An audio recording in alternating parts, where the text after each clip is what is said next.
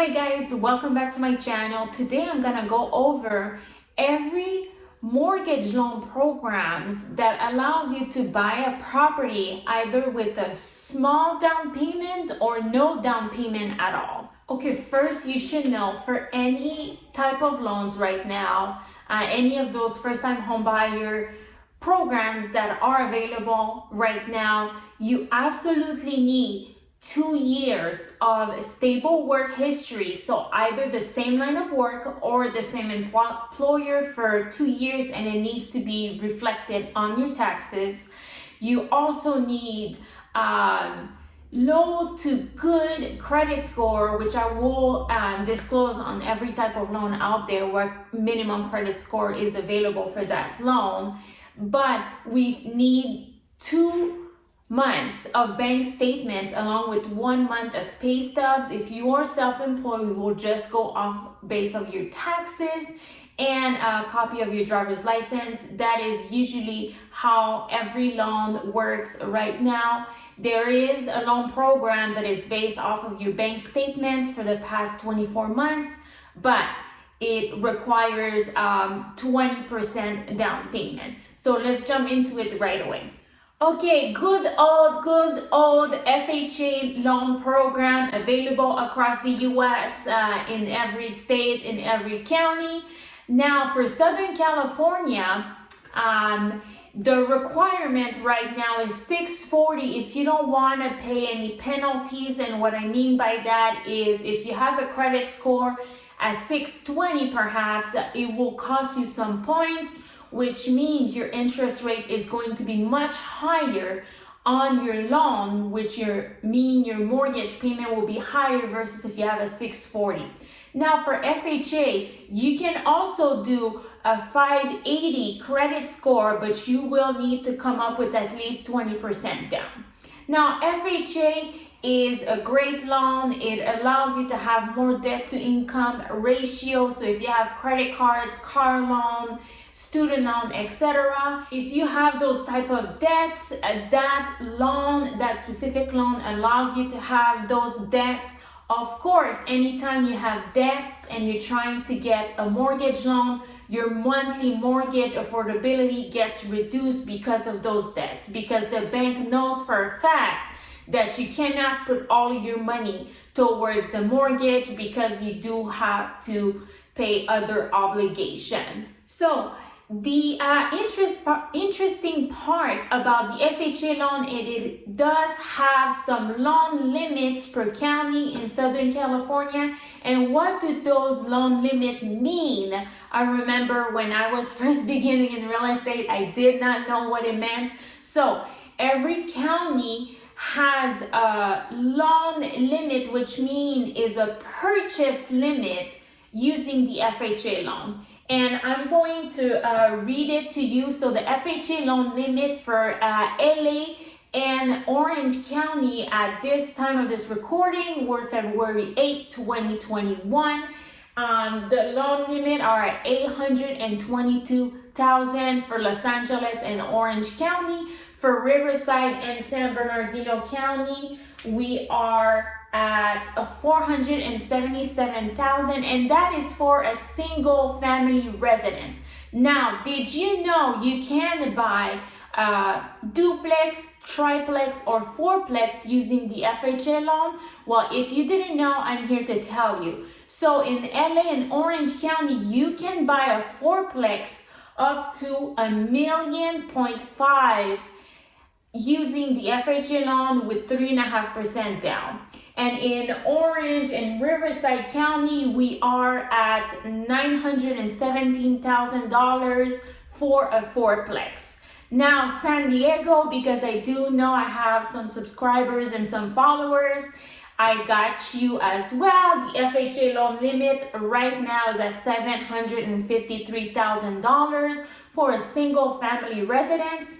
And for a fourplex, you guys are at $1.4 million. So the FHA loan, remember, we want a credit score of at least 640 and above. You do need 3.5% down for your down payment and about 2% more or less, depending on the property, the tax rate, etc., for your closing costs.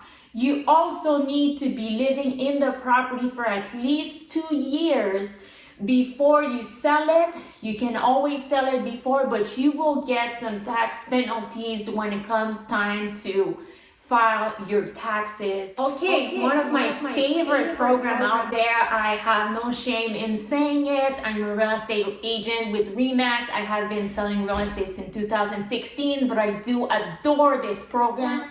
Is the down payment assistance program. Now, I believe it is available throughout the US, but it changes per county. Not every lender actually gives those loans away. So you want to make a research to see who, if you're not in Southern California, offers that. You can simply type it, down payment assistance program, in Austin, Texas, perhaps, and you will definitely find some lenders that offer it. But as of right now, the down payment assistance program in Southern California, we do need a credit score of 660. And compared to the FHA loan, you are not allowed to have as many debts. So I encourage you, if you do have some debts and you're thinking of getting that loan program, you actually might want to consider paying off your credit cards, either refinancing a car that you have if you have purchased it. If it's a lease and it's up, I would suggest returning it. And while student loans, I think it's always like kind of at the bottom of the debts. But if you can definitely take care of those credit cards and that car loan, that would definitely help you. So for the down payment assistance program, you have the choice to either pay your own down payment or your own closing costs, or you can have that program covers your down payment and your closing costs. And yes, it's still possible to get your offer accepted with the down payment assistance program. I just, congratulations to my buyers. They just bought their first home using the down payment assistance program, and they literally didn't put any money down. So the good news is the down payment assistance program has some income limit, meaning that if you make all this money, you might not qualify, but in my opinion, those income limits are still very high. So let me read it to you. For LA County, you are at $153,000 a year. For Orange County, we are at $203,000 a year. And for Riverside and San Bernardino, $149,000 a year. And San Diego, I got you, $183,000 a year. Meaning that if you were to make more income than those income limit I just suggested, you would unfortunately not qualify for that program. Also, something that is not really disclosed on the CalHFA website is that if you have a lot of money in your savings accounts, in your checkings accounts, etc., they might not allow you to get the program. And what do I mean by a lot of money? Would be 25, 30, 40,000, etc. that is just sitting there. They might not allow you to get both down payment and closing costs covered because the bank is seeing that you do have money and that you could possibly apply for an FHA loan or a conventional loan instead. Now, I did go on the CalHFA website, which I will put down so you guys can go make your own research if it's something that you want to do. But the incredible thing about CalHFA, and that's the way it is called, is that they have multiple down payment assistance program that can be mixed to other programs, which I wasn't aware of. So you can do the down payment assistance program mixed with the conventional loan. You can also do the Cal VA that we call, which is a down payment assistance program with the VA program. You can also do the down payment assistance program, CalHFA USDA. And that is another loan that I'm gonna go over within my video, but that is such good news. I am very appreciative that the government, mix those loans, because it gives opportunity for everyone to actually enjoy that mortgage. My next loan that I'm gonna go over, I have been exploring and I've been asked so much to talk about it, is the USDA loan.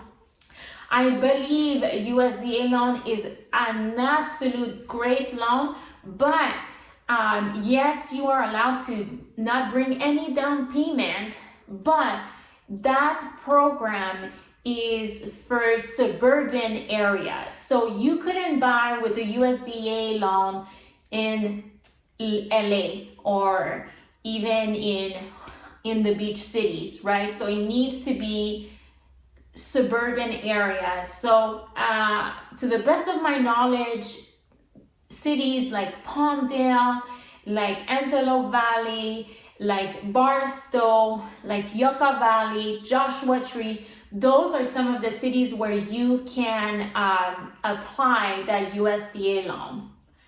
Now, for now, the credit score that is required is only 620, and that loan is absolutely magnificent because, of course, for the suburban cities, we will see the price on homes is actually lower than, of course, if we go in other cities. So that program absolutely helps medium to low income recipients, which I think is so great as part of equal opportunity for everyone to purchase a home. Now, of course, I want to remind you guys, if you're thinking of doing the FHA loan or you have applied, etc., you should definitely always ask your lender about the conventional loan with 3% or 5% down.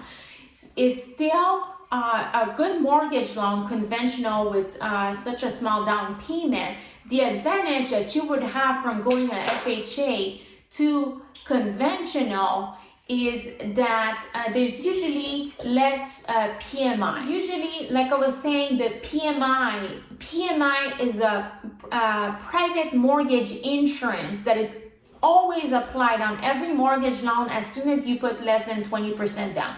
And what does that PMI do is it's basically an insurance that in case that you were not be able to make any mortgage payment, that insurance that you pay every month, that PMI would actually cover part of your mortgage loan to pay the bank.